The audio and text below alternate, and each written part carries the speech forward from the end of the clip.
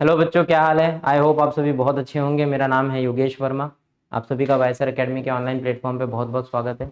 तो चलिए बच्चों, इंटीग्रेशन की सीरीज़ को कंटिन्यू कर रहे हैं और हम अपने लास्ट पड़ाव पे हैं, मतलब चैप्टर ख़त्म करने की तरफ है, जहाँ पे हमने हमारा मेथड 3 देखना है। देखिए, मैंने स्टार्ट में आपको बताया था बच्चों, हम 3 मेथड देखेंगे, एन नंबर ऑफ टाइप्स देखेंगे, कई कई नंबर ऑफ टाइप्स। तो हमारा जो थर्ड मेथड है, और यू कैन से इसके अंदर 3 अलग अलग टाइप के क्वेश्चंस बनते हैं बच्चों। सो प्रीवियसली हमने 9th टाइप पढ़ा है हमारा, तो यहाँ 10, 11, 12 कवर हो जाएगा और जो थर्ड मेथड है वो कवर हो जाएगा। अच्छा, मेथड का नाम क्या है पहले ये समझते हैं बच्चों। तो मेथड का नाम है पार्शियल फ्रैक्शन, यानी कि चीज़ों को पार्शियली फैक्टर करिए और फैक्टर करके फिर सॉल्व करिए। देखिए, अब इसमें किस टाइप के क्वेश्चन आते हैं पहले ये समझते हैं। अच्छा, ये थर्ड मेथड है। फर्स्ट मेथड क्या था हमारा?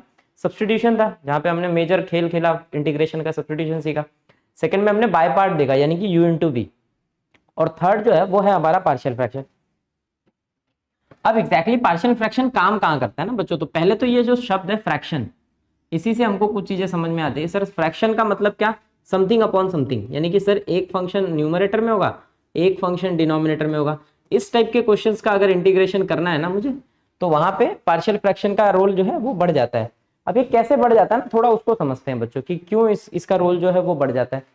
तो अगर हम अपनी पुरानी बातों को समझें, पुरानी बातें यानी कि सर हमने फर्स्ट एक्सरसाइज में इस टाइप के क्वेश्चन किए हुए हैं, समथिंग अपॉन समथिंग वाले क्वेश्चन हमने हमारे फर्स्ट एक्सरसाइज में किया हुआ है, और वो कैसे और क्या किया हुआ है ना वो समझो।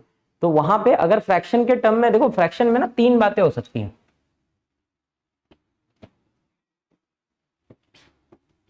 फ्रैक्शन के क्वेश्चंस में बच्चों 3 बातें हो सकती हैं। पहली बात कि मान लीजिए जो भी फंक्शन ऊपर है, न्यूमरेटर में है, उसकी डिग्री जो है बड़ी हो जाए। किससे? जो न्यूमरेटर में है उसकी डिग्री बड़ी है। डिग्री यानी कि पावर, हम यहाँ केवल बात डिग्री की कर रहे हैं बच्चों, पावर की। मान लीजिए ऊपर फंक्शन है, उसकी डिग्री बड़ी है, और या ऐसा हो सकता है कि सर दोनों की डिग्रियां बराबर हो जाए, ऊपर और नीचे जो भी है। और या ऐसा हो सकता है कि जो ऊपर है उसकी डिग्री छोटी हो जाए सर जी ऑफ एक्स से, यानी कि डिनोमिनेटर से। ये 3 केस हो सकते हैं, चौथा केस पॉसिबल नहीं है। तो इसमें से ना 2 केस हम ऑलरेडी पढ़ चुके हैं, जिसमें से सबसे बेस्ट केस ये वाला था, याद होगा अगर आपको।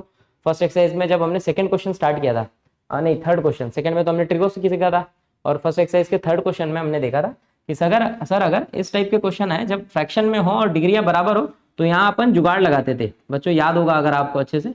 तो अपन जुगाड़ लगा के चीजों को सेम करते थे, सेम करके कटवट हो जाता और खेल खत्म।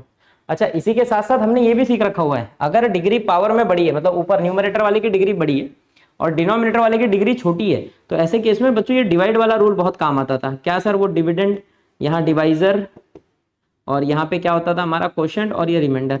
तो हम क्या करते थे, डिविडेंड को चेंज कर लेते थे। किससे चेंज कर लेते थे sir? Divisor into quotient plus remainder से। इससे भी क्या होता था सर, जो डिनोमिनेटर में ना डिवाइजर, ये देखो ये डिवाइजर ही तो है जो डिनोमिनेटर में बैठा होता है, वो आ जाता था ऊपर।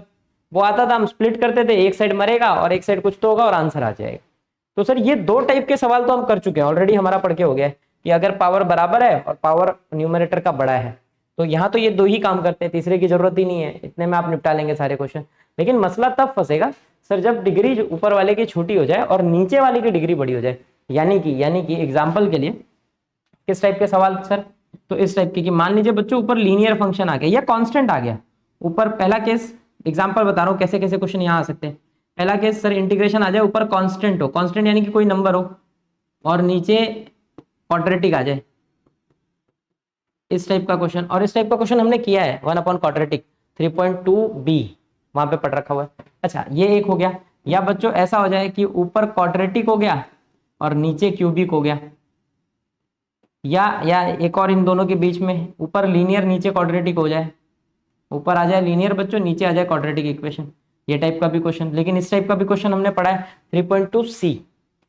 लेकिन पार्शियल से हम इन तीनों टाइप के क्वेश्चंस को भी टैकल कर सकते हैं।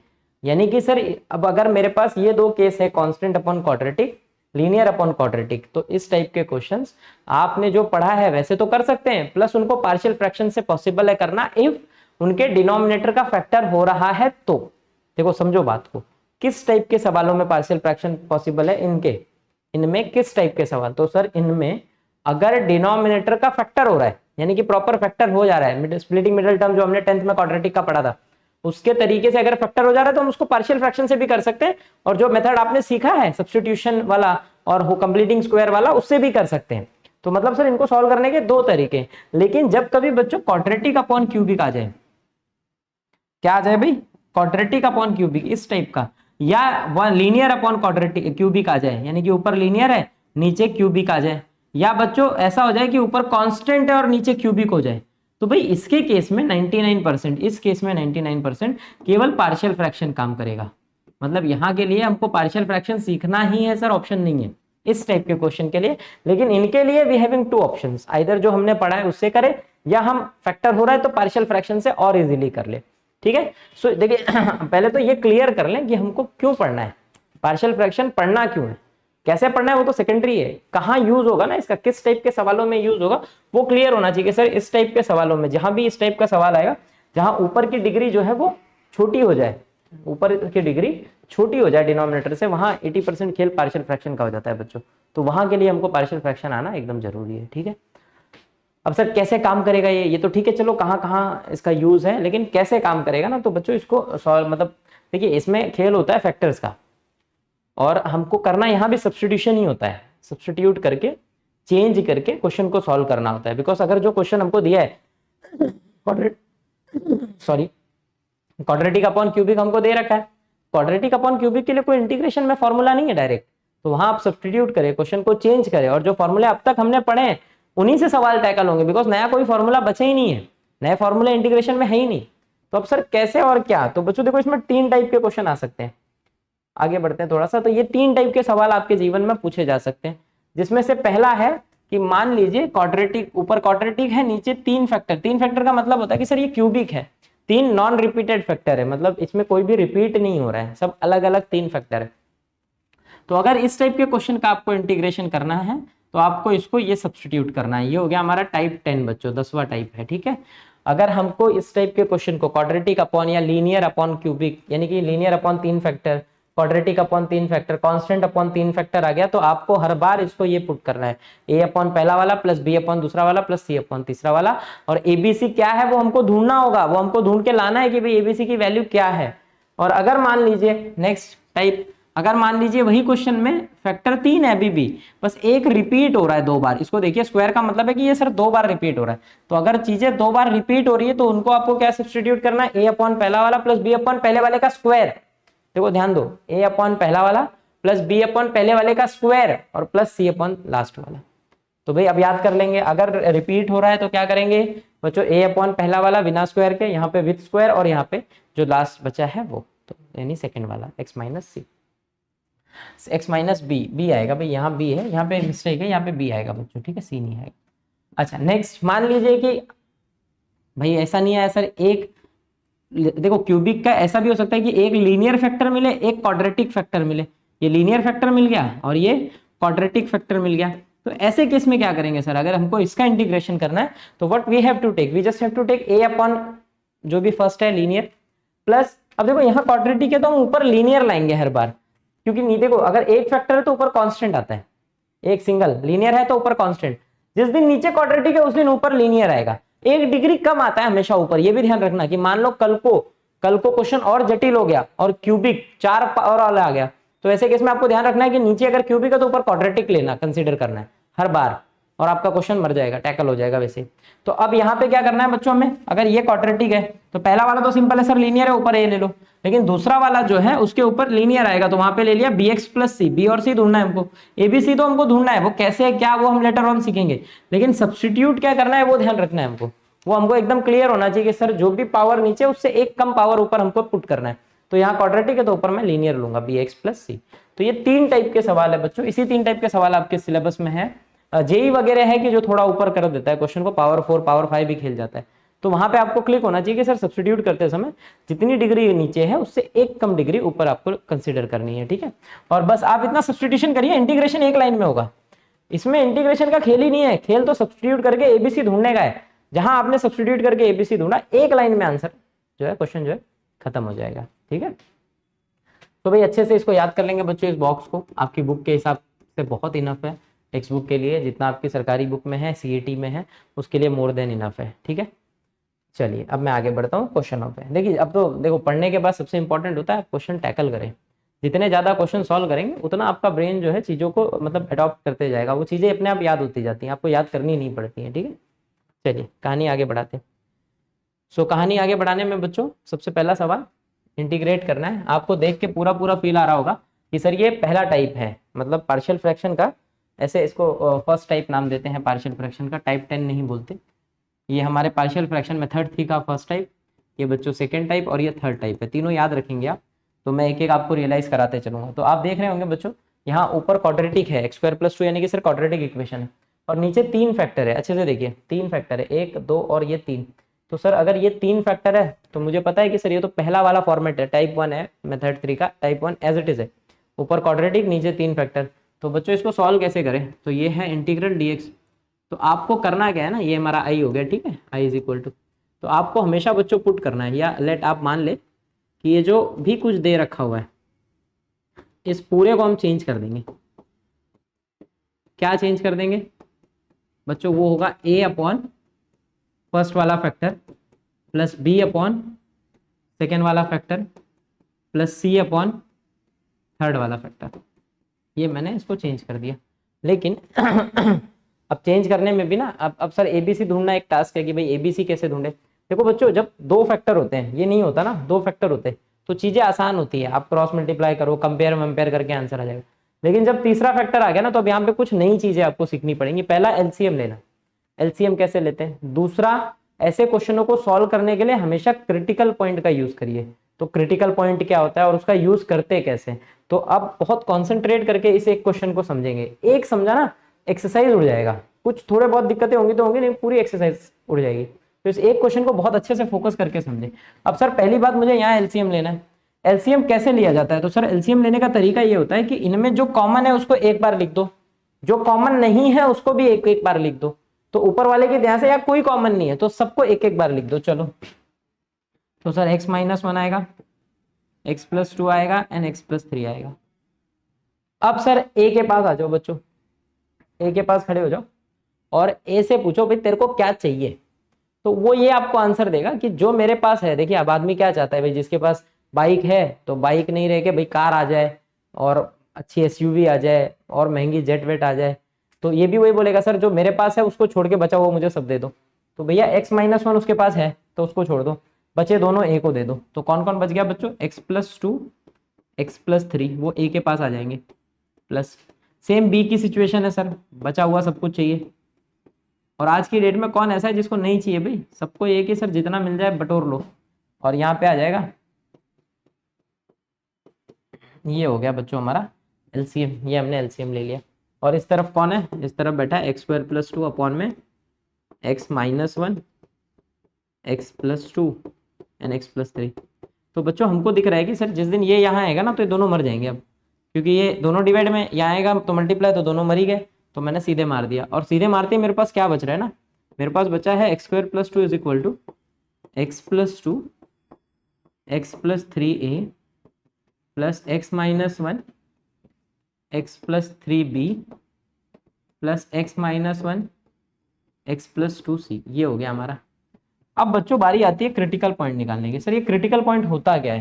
देखो अब ऐसे क्वेश्चंस को हम इलेबरेट नहीं कर सकते, मतलब यहाँ एक्सपांड करके सॉल्व करना वाज लाइक सरदर्द, वो हम नहीं करेंगे। तो हम करेंगे क्या, तो हम ऐसा करेंगे बच्चों, इसमें तीन फैक्टर है हमारे, 3 1 2 और 3। तो इन तीनों से x की वैल्यू मांगेंगे। क्रिटिकल पॉइंट का मतलब होता है x की वैल्यू निकाल लो। और x की वैल्यू निकलते कैसे हैं, तो इसको हम साइड में ऐसे रफ वर्क में करेंगे, आपको एग्जाम में करके नहीं दिखाना है। तो आप क्या करो ना, जो पहला फैक्टर है उसको 0 ले लो, फिर जो दूसरा फैक्टर है उसको भी 0 ले लो, फिर तीसरे की बारी है 0 ले लो।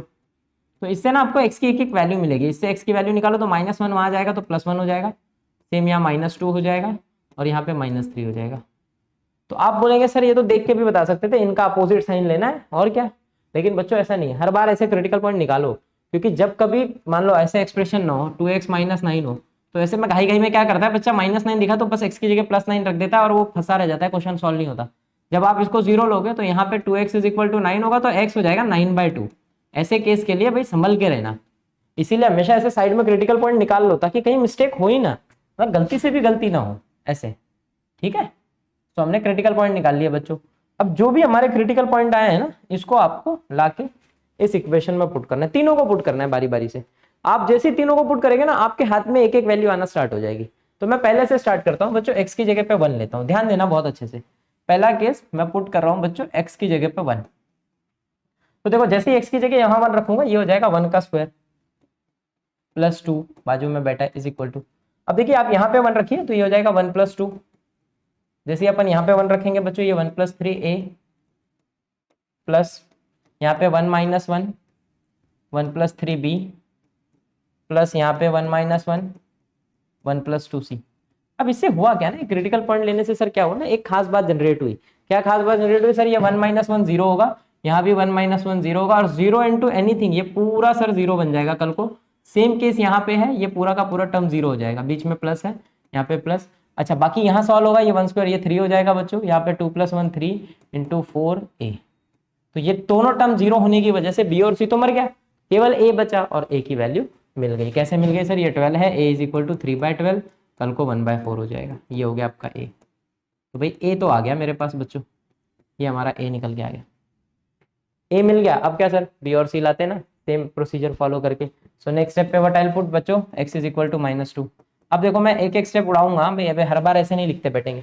जब x की जगह -2 रखोगे, -2 का स्क्वायर 4 4 + 2 6 हो जाएगा बच्चों। तो 6 = अब यहाँ पे दिमाग लगाओ, जहां जहां 2 वाला टर्म है वो 0 होना है। देखो यहाँ -2 रखोगे a 0, यहाँ -2 आएगा c 0, तो बचेगा क्या सर? केवल b बचेगा। तो यहाँ पे -2 रख दो, तो ये -2 यहाँ पे आते ही ये -3 हो जाएगा, और यहाँ पे -2 रखते ही ये 1 हो जाएगा b। This implies b = -2। तो b की वैल्यू बच्चों -2 मिल गई। क्या मिल गए? -2। अब सिमिलरली पुट x = -3। अब आप भी जो है ना ऐसे डायरेक्ट करेंगे तो भी कोई दिक्कत नहीं है, टीचर समझ जाएगा कि बच्चे को आता है। -3 रखते ही ये 9 हो जाएगा, 9 और 2 11 हो जाएगा। 11 = देखिए ये 0 ये 0, c वाला टर्म बचेगा, तो यहाँ पे -3 आते ही ये -4 हो जाएगा, और यहाँ पे -3 रखते ही ये -1 हो जाएगा इंटू c। तो c = हो जाएगा 11/4। ये आपका आ गया c। तो बच्चों मेरे पास अब तीनों वैल्यू है, a है, b है और c है। अगर तीनों वैल्यू है तो सर बस तीनों वैल्यू को कहाँ पे रख दो? इसमें। और बस सर इसको इंटीग्रेट करने से बेटर है आप इसको इंटीग्रेट कर दो, बिकॉज ये दोनों एक ही चीज है। जहां एबीसी मिला यहाँ रखो, इसको इंटीग्रेट करना है, मतलब इसको इंटीग्रेट करना है, बिकॉज दोनों बराबर है। दो बराबर चीजों का आंसर, अब देखो जैसे दो इक्वल चीजें हैं, मैं इसमें उंगली करूं या इसमें उंगली करूं, दोनों का मीनिंग सेम होगा, तो बस खेल खत्म। तो सर क्या हो जाएगा? देखो x² + 2 it is x² + 2 upon में कौन कौन से फैक्टर थे? x - 1 x + 2 x + 3 is equal to, पहला a/x - 1 है, अगला b/x + 2 है, और अगला c/x + 3 है। तो भैया a b c तो मेरे को याद है 11/4, b -2 था, आई थिंक ये 1/4 आया है, देख लेते हैं एक बार। a b c की वैल्यू 1/4 -2 11/4 राइट है बच्चों। तो अब देखो मुझे करना इंटीग्रेट सर इसको था, तो भैया मैं क्यों ना इसको इंटीग्रेट कर दूं। चलो इंटीग्रेट करते हैं, क्वेश्चन खत्म। तो ये 1/4 बच्चों बाहर आ गया। इंटीग्रल में क्या बचेगा? 1/x - 1 dx, -2 तू भी बाहर आ, 1/x + 2 dx, प्लस 11/4 को भी बाहर शिफ्ट कर देते हैं, ये हो जाएगा 1/x + 3 dx।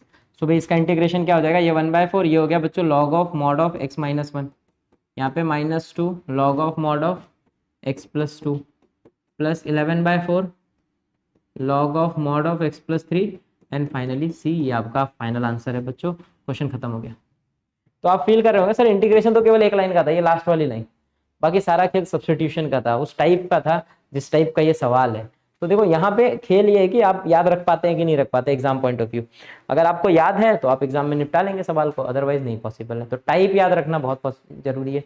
पहली बात तो ये क्लियर होगी किस मेथड का है, थर्ड मेथड का है, उसमें से कौन से टाइप का है, 1 2 3। 1 का है तो ऐसे होगा, धीरे धीरे हम 2 और 3 के भी क्वेश्चन देखेंगे, ठीक है। चलिए आगे बढ़ते हैं, अगले क्वेश्चन की तरफ बढ़ूं बच्चों। तो अगला क्वेश्चन सेम वैसे ही है, बस थोड़ा जटिल कर दिया है क्वेश्चन को। देखो ये क्वेश्चन ना थोड़ा सा स्पेशल हो गया। स्पेशल इसलिए हो गया बच्चों, इसको थोड़ा सा शिफ्ट कर लेते हैं। स्पेशल इसलिए हो गया बच्चों ये क्वेश्चन, क्योंकि अगर आप ऑब्जर्व करो ना क्या दिया हुआ है क्वेश्चन में, i = इंटीग्रल, ऊपर x² लिख रखा है, नीचे सबके पास x² है। अब मेरे दिमाग में ये आता है कि सर अगर सबके पास x² है तो क्यों ना हम सब्स्टिट्यूशन यूज कर ले। लेकिन बच्चों सब्स्टिट्यूशन अगर मैं यूज करूँ ना, ये सब्स्टिट्यूशन का क्वेश्चन नहीं है, बट आपको कंफ्यूज करेगा ये क्वेश्चन। कंफ्यूज इसलिए करेगा क्योंकि x² सब जगह बैठ रखा हुआ है। अगर मैं x² को t लूं तो उसका डेरिवेटिव होता है 2x, यहाँ पे x है नहीं, अगर मैंने एक्स स्क्वायर को ले लिया ना तो फिर एक्स नहीं है। आपको इस क्वेश्चन में इमेजिन करना है कि एक्स स्क्वायर की जगह कुछ और है, सिंगल वैल्यू है, बिना बिना पावर के, जस्ट इमेजिन करना है नहीं, सब्सटीट्यूट नहीं करना, बस इमेजिन करो कि सोचो एक्स स्क्वायर टी है। ऐसा आप अपने ब्रेन में सोचो और सोचते ही आपका काम निपटने वाला है। मतलब ऐसा मैं बोल रहा हूँ, आप खाली सोचो, मैं यहाँ लिख रहा हूँ लेकिन आपको इमेजिन करना है केवल। अगर ऐसा होता तो आई क्या होता, आई होता sir T upon t plus one, T minus two, T plus three. अगर सर ऐसा होता ना तो मेरे को इसको सॉल्व करने आता है, मैं इसको 100% सॉल्व कर लूंगा। कैसे सॉल्व कर लूंगा सर, क्योंकि मैं जानता हूं कि अगर मेरे को ये क्वेश्चन दे दिया गया तो मैं सीधे पार्शियल फ्रैक्शन यूज करूंगा, पुट करूंगा।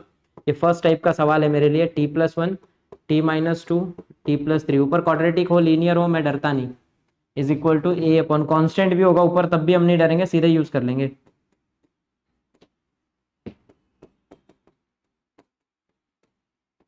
और तुरंत सर मैं क्या करूंगा, तुरंत सर मैं यहाँ ले लूंगा एलसीएम, और एलसीएम लेते ही नीचे वाला मर गया, नहीं एक एक स्टेप लिखते, ज़्यादा स्टेप उड़ाएंगे ना तो एग्जाम में क्या है गड़बड़ हो जाता है, कुछ चीज़ें मेरे से भी मिस हो जाती और फिर होते हैं लोचा। तो ए को कौन कौन मिलेगा sir, T minus two, T plus three A के पास आ जाएंगे, plus T plus one, T plus three B के पास आ जाएंगे, plus T plus one, T minus two C के पास आ जाएंगे। और अपॉन में कौन बचेगा बच्चों, अपॉन में तीनों, क्योंकि तीनों अलग अलग है, कुछ भी कॉमन नहीं है। ये दोनों मर गया बच्चों यहाँ पे फटाफट, मरते ही क्या दे देगा हमको ये देखो, मरते ही बचा T is equal to T minus two, T plus three A, plus यहाँ पे हो जाएगा T plus one, T plus three B, plus यहाँ पे हो जाएगा बच्चों T plus one, T minus two C. अब देखो भाई क्रिटिकल पॉइंट आप निकाल लेंगे, मैं डायरेक्ट कर यूज कर रहा हूँ। तो मैं टी की जगह पे एक बार रखूंगा बच्चों माइनस वन, एक बार रखूंगा प्लस टू, और एक बार रखूंगा माइनस थ्री। मैं तीनों एक ही साथ कर रहा हूँ। अब धीरे धीरे जो है हम स्पीड बढ़ा सकते हैं, एक बार आपको चमका तो आप स्पीड बढ़ा लो, कोई दिक्कत नहीं है।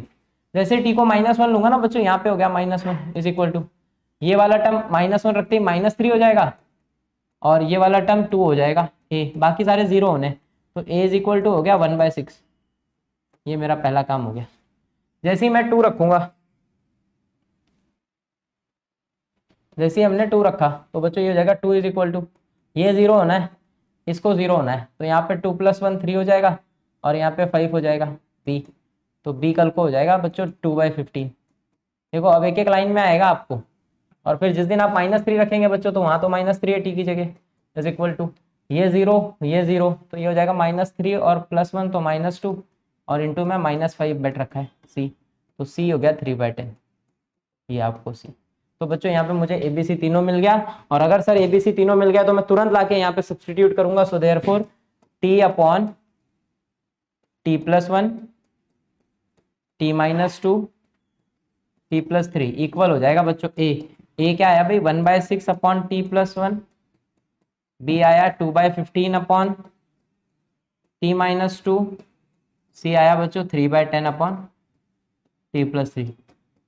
अब मुझे देखो इसका इंटीग्रेशन करना है, अल्टीमेटली मुझे क्या चाहिए बच्चों, इसका इंटीग्रेशन नहीं, आई नीड इसका इंटीग्रेशन। देखो मैंने खाली इमेजिन किया था कि सर एक्स स्क्वायर टी है, तो सर एक्स स्क्वायर टी नहीं है, एक्स स्क्वायर टी जो है वो एक्स स्क्वायर ही है। इंटीग्रेट नहीं कर देना टी के रिस्पेक्ट में, सब गड़बड़ हो जाएगी, क्योंकि मैंने सब्सटीट्यूट करके चेंज नहीं कर लिया क्वेश्चन को, मैंने जस्ट इमेजिन किया था।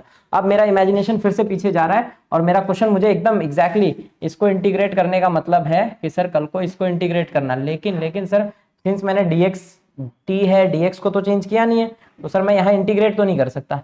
मुझे करना क्या होगा, फिर से मुझे अपने क्वेश्चन को इमेजिन करना होगा कि सर ये तो एक्स स्क्वायर है, तो कल को मेरा x square upon x square plus one, x square minus two, x square plus three कैसा दिखेगा सर, वो हो जाएगा 1/6, 1 upon x square plus one, 2/15, 1 upon x square minus two, plus 3/10, 1 upon x square plus three. ये बच्चों मेरा exact question है, और मुझे इंटीग्रेट इसको करना है, इसका मतलब सर इसको इंटीग्रेट करेंगे तब भी काम हो जाएगा, 100% हो जाएगा बेटा।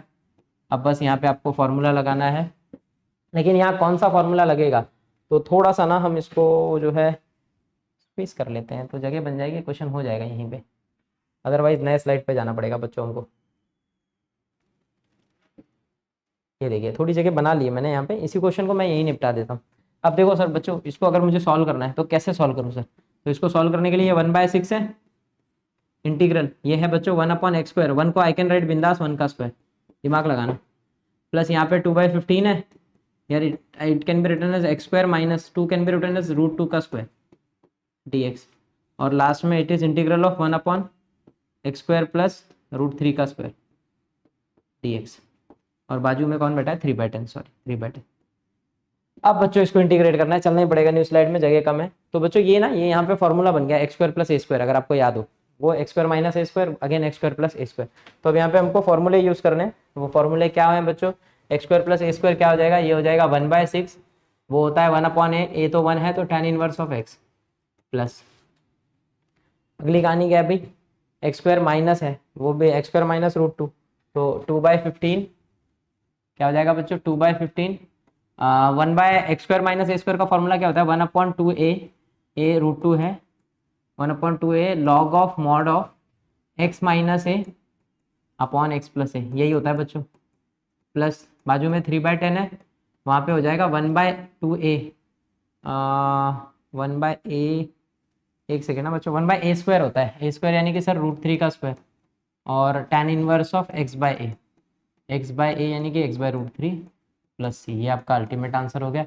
ये कट जाएगा बच्चों, सॉल्व करिएगा, तो √3 का स्क्वायर 3 होगा, तो वो मर जाएगा भाई उससे, और क्या मर रहा है? तो यहाँ 2 से 2 मर रहा है बच्चों, सो आपका अल्टीमेट आंसर है 1/6 tan inverse of x plus 1/15 √2 log of mod of x minus √2 upon में x plus √2, it is plus 1/10 tan inverse of x upon √2 plus c। ये भाई आपका फाइनल आंसर हो गया। खाली इसमें थोड़ा सा ना ये देखना कि 1/2a होता है 1/a² होता है, उसमें मैं कंफ्यूज हूँ थोड़ा सा, 1/2a या 1/a²। चलते हैं पीछे, कोई दिक्कत नहीं है, थोड़ी मेहनत कर लेते हैं ताकि बच्चों आंसर में मिस्टेक ना हो,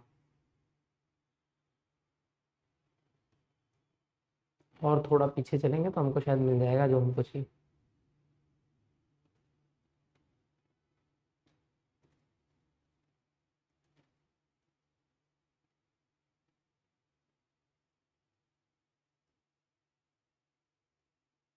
बहुत ज़्यादा पीछे चले गए भाई, बस बस बस बस, रुक जा भाई रुक जा, ये सब्स्टिट्यूशन है बच्चों।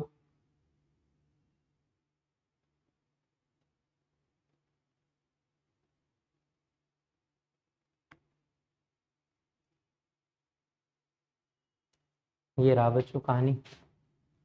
अच्छा नहीं, अभी भी 3.2 ए ही चल रहा है, बड़ा लेंदी चैप्टर है लेकिन मान गए इस चैप्टर को बच्चों।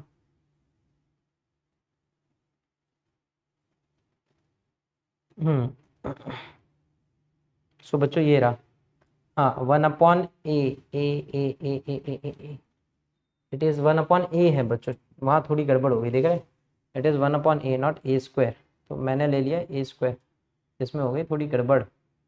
क्या गड़बड़ होगी बच्चों हमारे क्वेश्चन में? यहाँ पे देखो, यहाँ पे √3 आएगा भाई, देखिए अच्छा हुआ देख लिया हमने, नहीं थोड़ी मिस्टेक हो जाती, क्या मतलब, तो यहाँ पे 3/10 था, और 1/a होता है बच्चों √3, तो सर कल को एक √3 मरेगा, तो ये √3/10 बचेगा बच्चों, बस इतना सा चेंज है आंसर में, ठीक है। अच्छा वो हमने देख लिया, नहीं तो बेकार में मिस्टेक होती, ठीक है। फॉर्मूले जो है वो भयंकर याद रखें, एकदम भयंकर, ठीक है। चलिए नेक्स्ट क्वेश्चन की तरफ बढ़ता हूँ मैं। तो अगला सवाल क्या है हमारा? अगला सवाल है, अगला सवाल तो ये देखिए, लीनियर अपॉन क्वाड्रेटिक दिख रहा है मेरे को। यहाँ पे अगर हम ऑब्जर्व करें तो बच्चों ऊपर लीनियर है, नीचे क्वाड्रेटिक है, तो अब इसको सर आपके दिमाग में आ रहा होगा कि सर एग्जाम हॉल में आएगा तो हमको कैसे पता चले कि ये पार्शियल से करना है या सब्स्टिट्यूशन से करना है, जो हमने 3.2 सी में सीखा है। तो देखो बच्चों, आप फैक्टर करो डिनोमिनेटर का, अगर फैक्टर हो रहा है तो पार्शियल से कर लो, और नहीं हो रहा है तो आप पिछली मेथड से कर लो, यानी कि सब्स्टिट्यूशन से, जो हमने सीखा था कि numerator is equal to a times derivative of denominator plus b, उससे करो, फिर या तो इससे कर लो, ठीक है। तो अब मैं पहले तो ट्राई करूंगा क्या सर इसका फैक्टर पॉसिबल है क्या, किसका?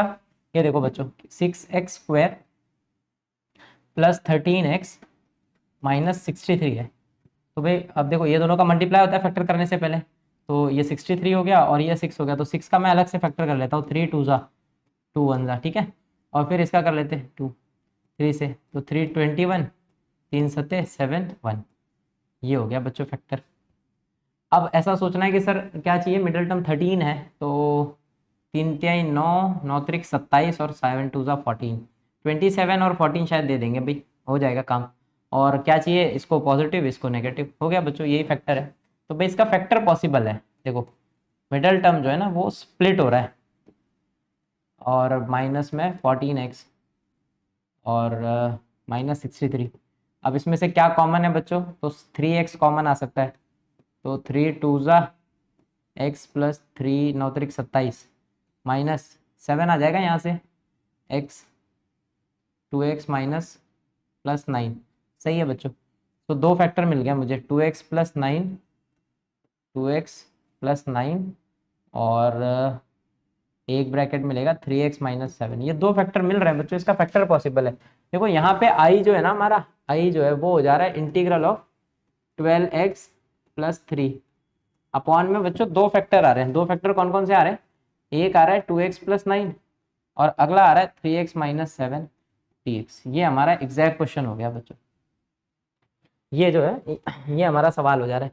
तो अब यहाँ पे डिनोमिनेटर का फैक्टर पॉसिबल है, इसलिए मैं इसको पार्शियल से कर सकता हूँ। और सिंस पार्शियल में दिया था, यहाँ तो आपकी एक्सरसाइज पार्शियल की चल रही है, तो हमको पता है सर ये पार्शियल से होना है, यानी कि इसका मतलब था कि फैक्टर होता।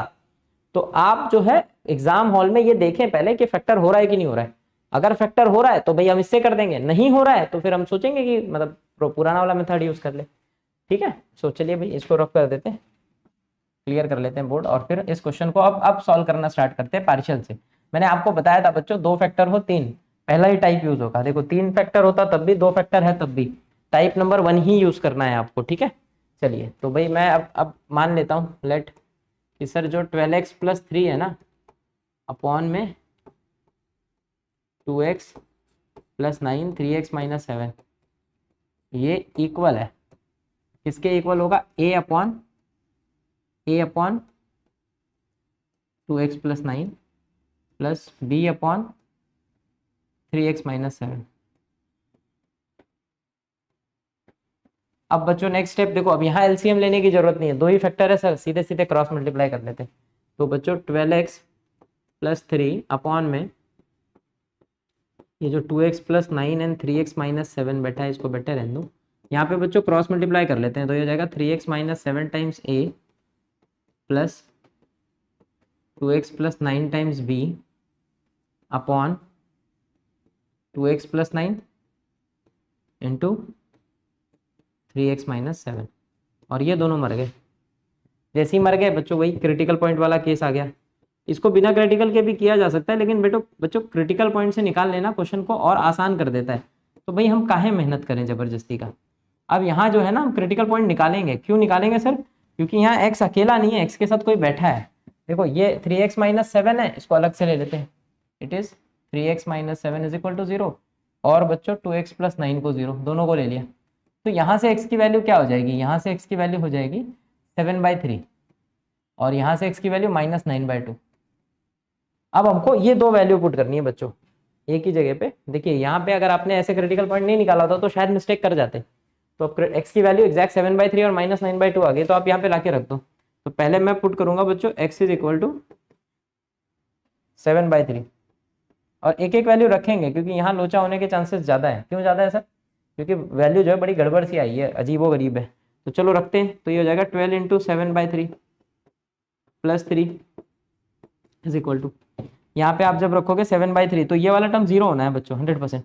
7/3 रखो, 3 से 3 मारा, 7 - 7 0, तो इसको रहने देते हैं, तो ये 0 हो गया प्लस, और यहाँ पे आप रखोगे 2 × 7/3 + 9 × b, ये आ गया बच्चों। अब इसको कंप्लीट करते हैं, चलो अभी सॉल्व करते हैं, ए बी निकाल लेते हैं। तो ये क्या हो जाएगा बच्चों, अब देखो यहाँ तो कुछ पॉसिबल नहीं है मल्टीप्लिकेशन के अलावा, और यहाँ पे क्रॉस मल्टीप्लाई, तो इन दोनों का पहले मल्टीप्लाई कर देते हैं। तो 12 से कितना हो जाएगा भाई, 84, और प्लस में 3 3 9 अपॉन में 3 बैठे है = यहाँ हो जाएगा 7 दूनी 14 प्लस 9 त्रिक 27 बटे में 3 बी। देखो यहाँ पे क्या किया ना मैंने, 7 2 14 होगा और ये क्रॉस मल्टीप्लाई होगा 9 त्रिक 27, तो 3 से 3 तो मर जाएगा सर कल को। तो यहाँ क्या बच जाएगा मेरे पास, यहाँ पे बच गया बच्चों 9 और 4 13, 93 दिख रहा है भाई मेरे को, 93, और यहाँ पे 41 बी। तो सर बी की वैल्यू मिल गई बड़ी अजीब सी, 93/41। ठीक है, जो भी मिल रहा है उससे हमको कोई दिक्कत नहीं है, हमको अल्टीमेटली केवल आंसर से मतलब होता है, क्या आ रहा है उससे थोड़ी, जो वो कुछ भी आ सकता है। 93/41 आ रहा है बी की वैल्यू। अब ए निकालना है, तो ए निकालने के लिए क्या बच्चों, पैरेलली हम ए निकाल लेते हैं। तो पुट अगला x है -9/2, तो x को हम -9/2 लेंगे। तो यहाँ पे अब -9/2 रखिए, तो ये हो जाएगा बच्चों 12 into -9/2 plus 3 is equal to, ये टर्म बी वाला टर्म 0 होगा यहाँ पे, और अगर बी वाला टर्म 0 हो रहा है तो यहाँ पे हो जाएगा 3 इंटू -9/2 और -7a। बी वाला टर्म बच्चों पूरा 0 हो जाएगा। तो यहाँ से क्या मिल गया, फिर से वही हाल है बच्चों, कैलकुलेशन बड़े लेंदी लेंदी है। तो कितना हो जाएगा, कैंसिल वैंसिल तो कुछ हो नहीं रहा है, अच्छा ये कैंसिल हो जाएगा, 6 कैंसिल कर देते, जो कैंसिल हो रहा है उसको काट दो। तो 9 6 54 हो जाएगा, प्लस में 3 है, इज इक्वल टू 9 3 27 हो गया, और -7 दूनी 14 अपॉन में 2 ये हो गया। तो ये -51 हो जाएगा, ये यहाँ मल्टीप्लाई होगा 2 आके, तो -51 और 2 105 102 हो जाएगा, और अपॉन में -41 इज इक्वल टू ए। ठीक है बच्चों, सो माइनस माइनस कैंसिल, तो ए की वैल्यू मुझे मिल रही है 102/41। सो बच्चों हमको दोनों सारी चीज़ें मिल गई, ए मिल गया बी मिल गया। अब ए और बी मिल गया तो कहाँ सब्सटीट्यूट करेंगे बच्चों, यहाँ पे आके इस बॉक्स पे, इसमें आके सब्सटीट्यूट कर देंगे। तो जैसे ही अपन पुट करेंगे ना यहाँ पे लाके, तो क्या हो जाएगा देखिए, 12x + 3 12x + 3 अपॉन में क्या क्या भाई 2x + 9 है एंड 3x - 7 है। तो वो हो गया बच्चों 100, ए आया 102/41 अपॉन में बैठा है 2x + 9, और प्लस में बी की जगह आ जाएगा 93/41, और अपॉन में कौन बैठा है 3x - 7। ये एक एक अल्फ़ाबेट उड़ जा रहे हैं बार बार, एक बार चेक कर लेते हैं बच्चों अच्छे से। 2x + 9 सही है बच्चों, एकदम राइट है, ए के अपॉन में 2x + 9 है। तो अल्टीमेटली बच्चों इसका इंटीग्रेशन करने से बेटर है कि हम इस चीज़ का इंटीग्रेट कर दें, तो हमारा काम जो है आसान हो जाएगा। तो ये हो गया 102/41 integral of 1/2x + 9 dx plus 93/41 integral of 1/3x - 7 dx। चलिए अब इसको इंटीग्रेट करना बच्चों के एक काम है, 41 हो जाएगा लॉग ऑफ मॉड ऑफ जो भी है, और जो भी x के साथ है बच्चों वो डिनोमिनेटर में आता है, ये ध्यान रखिएगा, नहीं तो आधे बच्चे यही मिस्टेक करते हैं कि जो x के साथ है उसको गायब कर देते हैं। ये भी हो जाएगा log of mod of 3x - 7, और जो भी x के साथ है उसको हम डिनोमिनेटर में लिख देंगे +c। ये 3 इसको मारेगा, 3 3 ज़ा 3 1 ज़ा 31, और ये इसको मारेगा 51। सो अल्टीमेट आंसर इज बच्चों 51/41 log of mod of 2x + 9, और यहाँ पे हो गया बच्चों 31/41 log of mod of 3x। ये आपका फाइनल आंसर है। क्वेश्चन खत्म हो गया। ठीक है, तीनों क्वेश्चन वैसे ही थे, मतलब पहला भी वैसे ही था, दूसरा बस इमेजिन करना था, और थर्ड तो सर लीनियर अपॉन क्वाड्रेटिक था। फैक्टर हो रहा है तो बस क्वेश्चन खत्म, अगर फैक्टर नहीं हो रहा था तो फिर देखते थे क्या करना है, सोचते थे। ठीक है, चलिए आगे बढ़ते नेक्स्ट क्वेश्चन की तरफ। अगला क्वेश्चन देखो, अगला भी वैसे ही है भाई, फैक्टर करना पड़ेगा। नीचे देखो क्वाड्रेटिक है बच्चों, ये क्या है, i is equal to integral of 2x upon 4 - 3x - x² dx, ये क्वेश्चन है। तो ये भी वही है सर, लीनियर अपॉन क्वाड्रेटिक है ये। अगर लीनियर अपॉन क्वाड्रेटिक है तो पहले तो बच्चों फैक्टर ट्राई करते हैं। ये देखो ये ऐसा लिखा है -x² - 3x + 4, तो सर ये 4 1 ज़ा 4 -4 हो गया, -4 के दो फैक्टर तो 4 1 ज़ा ही हो सकता है, और माइनस प्लस तभी यहाँ -3x, हाँ जी भाई। तो ये हो गया -x² - 4x + x + 4। एक काम करते हैं, कॉमन कुछ इस तरीके से निकालते हैं बच्चों, इन दोनों में क्या कॉमन है -x, और क्या बचेगा बच्चों अंदर x - x + 4, तो यहाँ पे +1 x + 4। तो दो फैक्टर मुझे ना ऐसे मिल रहे हैं, एक मिल रहा है x + 4, एक मिल रहा है 1 - x। x नेगेटिव है इसलिए उसको बाद में लिख दिया। तो बच्चों फैक्टर तो हो गया, और अगर फैक्टर हो गया तो सर इसको हम पार्शियल से कर लेंगे। यहाँ पे दो फैक्टर मिल गए, एक मिल गया हमारा x + 4 और एक मिल गया 1 - x dx, ये हो गया दो फैक्टर। अब बस आगे की कहानी सेम है बच्चों, आगे आपको सेम एज इट इज करना है जैसे हमने अब तक किया है, तीनों क्वेश्चन जैसे किए हैं। अब वही होगा सर, ये लीनियर अपॉन दो फैक्टर है, तो मैं क्या कर दूं बच्चा, पुट कर दो, क्या पुट कर दो, या लेट 2x अपॉन x + 4 और 1 - x को a times A upon X plus 4 ले लो plus B upon 1 minus X ले लेते हैं।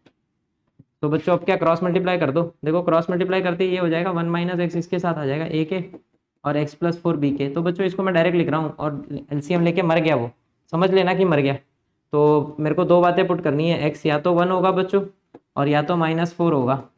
तो जैसे ही 1 होगा ये 2 हो जाएगा, ये 0 यहाँ रखते ही 5 बी, तो बी मुझे मिल रहा है बच्चों 2/5, ये मेरा बी हो गया। और जैसे -4 रखूंगा बच्चों यहाँ पे -8 हो जाएगा इज इक्वल टू, ये 0 हो गया, यहाँ पे -5 आ जाएगा ए, तो ए हो जाएगा 5/8, 8/5 सॉरी। तो मिल गया भाई ए और बी, ए और बी मिल गया। सो देयरफॉर क्या हो जाएगा, बहुत छोटा सा क्वेश्चन है बच्चों ये, therefore 2x upon X plus 4 1 minus x D x, इसका इंटीग्रेशन करने से बेटर है अपन करेंगे ए अपॉन ए यानी कि 8/5 अपॉन में एक्स प्लस 4 और बी यानी कि 2/5 अपॉन में 1 माइनस एक्स डी एक्स, इसका इंटीग्रेट कर दो। यानी कि sir 8/5 integral of 1 upon X plus 4 होगा या तो, और plus 2/5 integral of 1 upon 1 minus x D x. बस आपको इंटीग्रेशन करना है। तो क्या हो जाएगा बच्चों, ये 8/5 ऐसे ही रहेगा, इसका इंटीग्रेशन होता है log of mod of x plus 4 plus यहाँ पे 2/5, ये हो जाएगा log of mod of 1 minus x, लेकिन एक्स के साथ जो है वो डिनोमिनेटर में आएगा।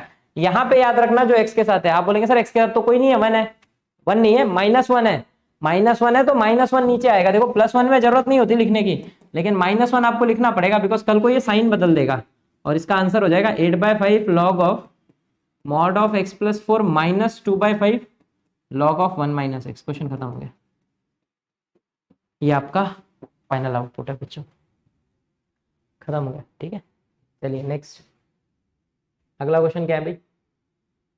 अगला देखो, अगला क्वेश्चन तो आपको ना फील दिला देगा, पूरा पूरा फील दिला देगा। सर कुछ नहीं, बचपन पहला एक्सरसाइज, दोनों पावर सेम है, सेम बनाओ, ऊपर नीचे सेम कर दो, बस आधा क्वेश्चन तो वहीं मर जाएगा।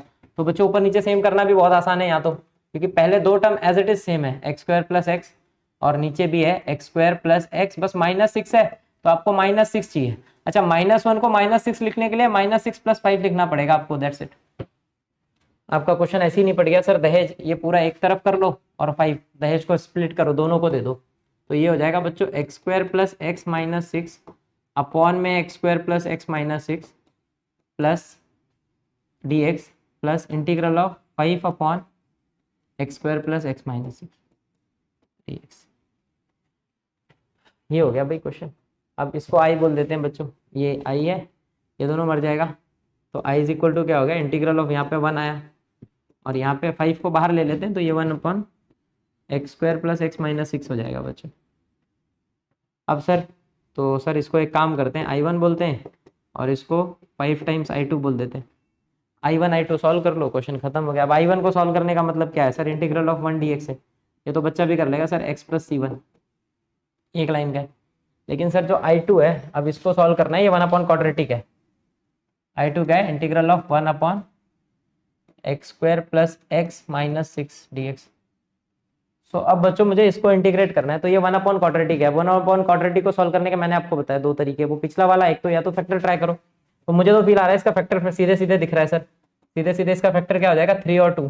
देखो 3 2 6 होता है, +3 -2 किया तो +1 मिलेगा, तो सर x + 3 एंड x - 2, ये दो फैक्टर है। आप भी इमेजिन मतलब कर लेना, ऐसा सॉल्व करके देख लेना, यही आ रहा है क्या। तो बस अगर आ रहा है तो अब मैं क्या करूँ बच्चों, अब मैं वही sir let 1 upon x + 3 x - 2 को a अपॉन x + 3 plus b upon x - 2। So यहाँ पे क्रॉस मल्टीप्लाई करेंगे तो ये हो जाएगा 1 इज अपॉन, यहाँ पे a के साथ आ जाएगा x - 2 और b के साथ आ जाएगा x + 3। बट से a भी निकाल लेते हैं बच्चों, तो x की जगह पे एक बार 2 रख दो और एक बार -3 रख दो, तो 2 रखते ही a 0 होगा, तो 1 इज इक्वल टू 5b, तो b इज इक्वल टू 1/5 हो गया भाई, ये पहला काम। और -3 रखेंगे तो ये 0 तो -5, तो a इज इक्वल टू -1/5 हो रहा है। ए और बी मिल गया, ए और बी मिल गया, तो उठा के पटक देते हैं बच्चों इसमें। तो इंटीग्रेट इसको करने से बेटर है इसको करेंगे, ठीक है। So integral of 1 upon x + 3 into x - 2 करने से बेटर है हम प्लस को इंटीग्रेट करें, यहाँ पे -1/5 1/x+3 dx plus 1/5 1/x - 2 dx। अब बस बच्चों इंटीग्रेशन कर देते हैं। तो इंटीग्रेशन करते ही क्या हो जाएगा, ये हो जाएगा -1/5 log of mod of x+3 plus 1/5 log of mod of x - 2 और प्लस में c2। देख लेते हैं एक बार। हाँ x+3 x में राइट है बच्चों। तो ये हो गया आपका I2 हो गया, I1 हो गया, बस I में रख दो। तो देयरफॉर I क्या हो जाएगा, so therefore I is equal to I1 क्या आया था बच्चों x प्लस C1, तो प्लस लिखने की जरूरत नहीं है। प्लस I2 क्या आया -1/5 log of mod of x+3 plus 1/5 log of mod of x - 2 plus C1 C2 को लिख दिया। अब ये 5 अंदर मल्टीप्लाई कर दो तो भाई ये 5 मर जाएगा तो माइनस बचेगा log ऑफ x+3 और वहाँ पे भी 5 मरेगा तो log ऑफ x - 2 और अल्टीमेटली प्लस C। क्वेश्चन खत्म हो गया बच्चों। सो भाई इस क्वेश्चन में भी बहुत दम तो मुझे नहीं लगा, खाली आपको जुगाड़ लगाना था। जुगाड़ लगाने के बाद वापस ये पार्शियल फ्रैक्शन ही बन रहा है और पार्शियल फ्रैक्शन से कंप्लीट हो जाएगा। ठीक है, तो बच्चों ऐसा करते हैं, क्वेश्चन नंबर 5 तक किया है, इस वीडियो को यहीं स्टॉप करता हूँ। आगे के क्वेश्चन जो है मैं नेक्स्ट वीडियो में लेके आता हूँ। ठीक है, तो अगला क्वेश्चन वैसे आप खुद ट्राई कर सकते हैं। थोड़ा सा ऊपर पावर बड़ा है नीचे छोटा है तो वही डिवाइड वाला रूल करिए। तो डिवाइड करने के बाद वही दो टर्म बनेंगे, दो फैक्टर बनेंगे, एक में तो कैंसिल हो जाएगा, डिवाइजर और डिवाइजर ऊपर नीचे सेम हो जाएगा, और एक में फिर से वही बन रहा है, नीचे क्या है क्वाड्रेटिक है तो अगेन फैक्टर हो रहा है तो फिर से पार्शियल फ्रैक्शन बनेगा। ठीक है, तो क्वेश्चन नंबर 6 जो है आप मतलब ट्राई करिए, अगर हो जाता है, नहीं होता है तो नेक्स्ट वीडियो में जो मैं स्टार्ट कर दूंगा। ठीक है, चलिए।